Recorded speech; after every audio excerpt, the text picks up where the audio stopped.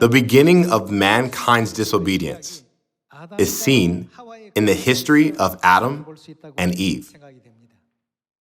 Then, what is the sin of Adam and Eve? The Bible shows that it is the sin of eating from the tree of the knowledge of good and evil. Simply speaking, it is the sin of disobedience. When we think that all sins begin with disobedience, we can easily understand that obedience, which is the opposite of disobedience, is something very valuable that we cannot exclude from our life of faith. The mother of George Washington, who is the first U.S. president, heard many compliments about her son from the people who came to celebrate her birthday.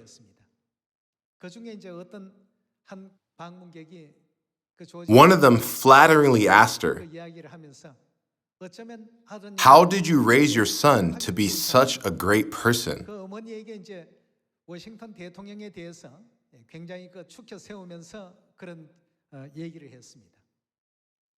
And she answered, "I only taught him to obey the word of God."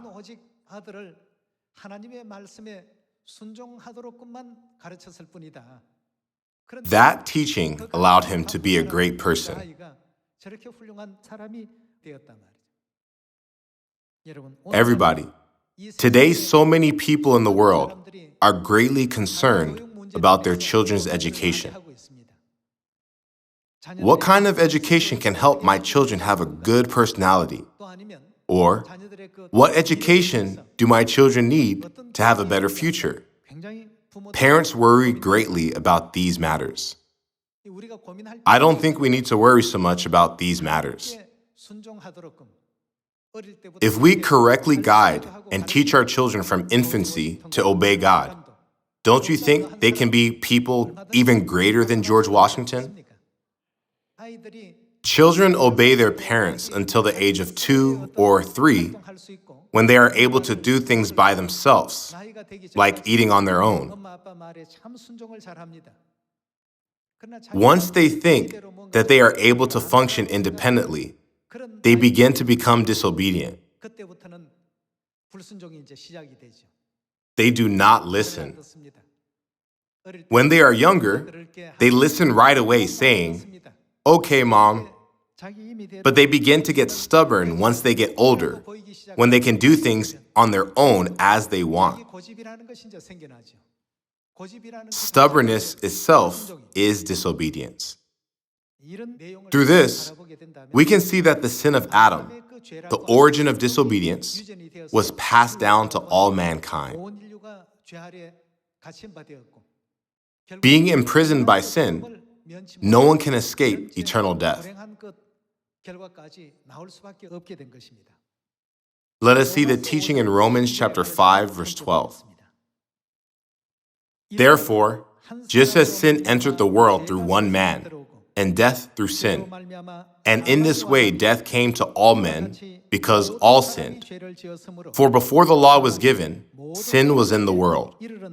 But sin is not taken into account when there is no law. Nevertheless, death reigned from the time of Adam to the time of Moses, even over those who did not sin by breaking a command, as did Adam, who was a pattern of the one to come. But the gift is not like the trespass.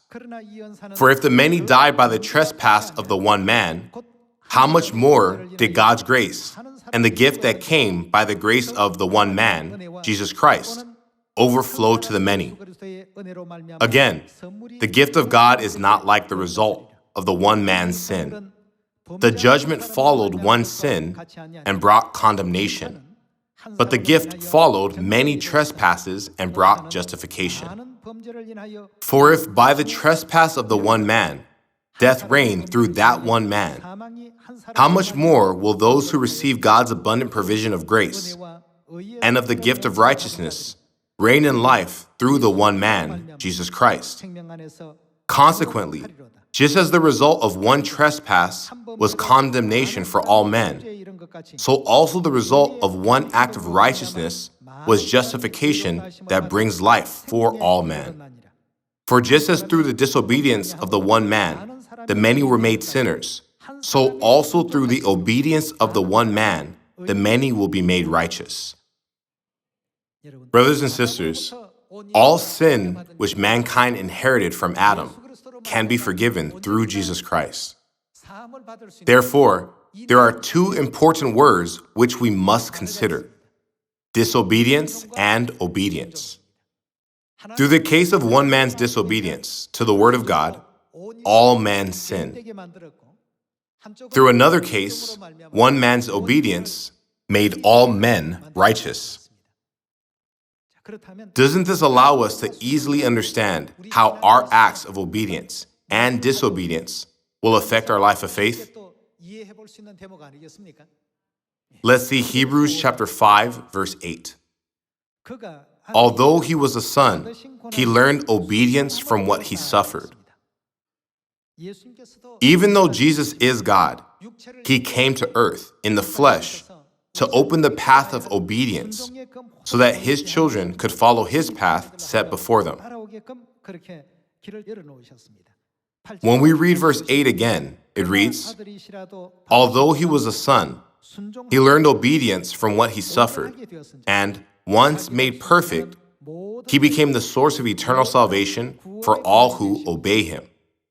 Brothers and sisters, for Christians, living in obedience to the Word of God should be of the utmost importance. Then, let us see what kind of blessing God has prepared and promised for those who obey him. Let us see Deuteronomy chapter 28, verse 1.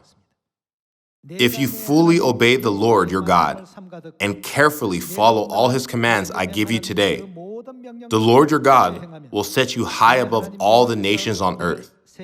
All these blessings will come upon you and accompany you if you obey the Lord your God. You will be blessed in the city and blessed in the country. The fruit of your womb will be blessed, and the crops of your land and the young of your livestock, the calves of your herds and the lambs of your flocks. Your basket and your kneading trough will be blessed. You will be blessed when you come in and blessed when you go out. The Bible teaches us that when we obey the Word of God, we will receive God's amazing grace and blessing. Today, let us accept the will of God and become the children of Zion who follow father and mother wherever they lead us. Thank you very much.